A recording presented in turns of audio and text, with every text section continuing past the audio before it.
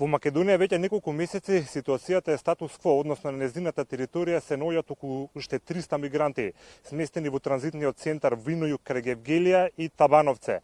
Се работи претесно за жени и деца, меѓутоа информациите кои што пристигнуваат деновиве посебно вознемируваат. Тоа е најавата дека следи огромен нов мигрантски бран. Како се сеќавате, ваква информација уште пред месец даде и председателот Ѓорѓ Иванов, кој посредбата со првите луѓе на полицијата кажа дека земјава очекува нов огромен мигрантски бран. Овој пат се работи за бегалци од Египет, но и Судан. Се калкулираше со бројка до дури 25 милиони. Еден месец подоцна невладините организации, они кои што се занимаваат со овој проблем, исто така предупредуваат дека Македонија за неколку месеци очекува нов голем мигрантски бран. Освен овие бегалци што се очекуваат од Египет и Судан, дополнително критично ќе биде и дека најавите се и очекувањата се дека договорот помеѓу Европската унија и Турција ќе пропадне, така што прашање е на месеци кога турскиот председател Ердоган ќе замижи, ќе дозволи бродовите од Турција да заплуват кон Европа. Само за подсетување дека во Турција моментално се наоѓаат околу 2 милиони бегалци од Сирија и од Ирак. Како што кажав, покрај председателот Иванов, ваква потврда за овие прогнози дојде и од првиот човек на Легис, Јасмин Реджепи, човекот кој е челник на оваа организација, кој веќе 2 години активно помага и е голем познавач на оваа проблематика, предупредува земјава час поскоро да се подготви за овој нов голем бран. Значи вака, треба да бидеме свесни, да знаеме дека ево прашање на голема преселба на народите поради една глобална неправда кон тие земји од третиот свет, кон Блискиот исток или кон Африка.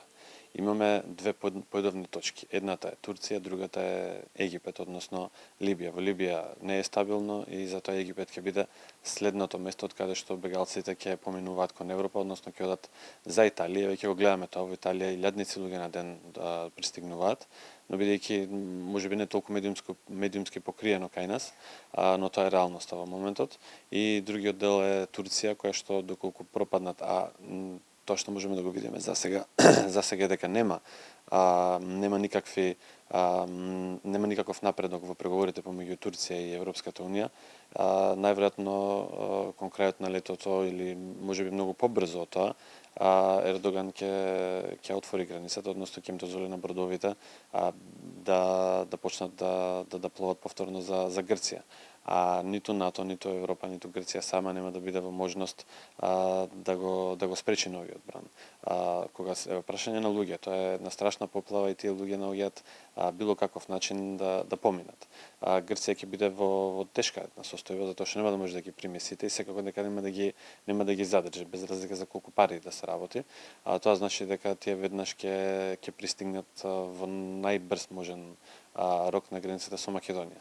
Секако дека и Македонија нема да може да го спречи тоа, ниту пак Србија, ниту пак Хрватска, што значи дека кога ќе се случи, очекуваме дека ќе биде дали кон крајот на летото, почетокот на есента, ние мораме да бидеме спремни, тие луѓе повторно ќе дојдат, ние нема да можеме на никаков начин да ги сопреме и тие повторно ќе навлезат на наша територија и повторно ќе сакаат да влезат во Европа.